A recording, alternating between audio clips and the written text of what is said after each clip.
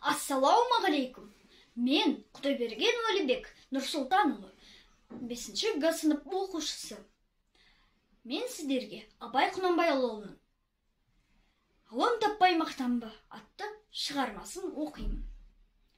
Ғылым таппай мақтанба, орын таппай баптанба, құмарланып шаттанба, ойнап босқа күлуге.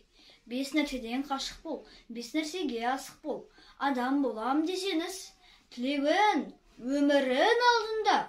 Оған қайғы жесеңіз, өсек, өтірік, мақтаншақ, еріншек, бекер мал шашпақ. 5 дұшпанын білсеңіз, талап, еңбек, терең ой, қанағат, рақым ойлап қой.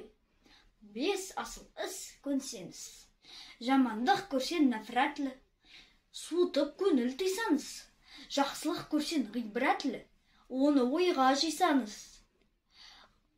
Ғалым болмай немене, балалықты қисаңыз, болмасанда ұқсат бақ.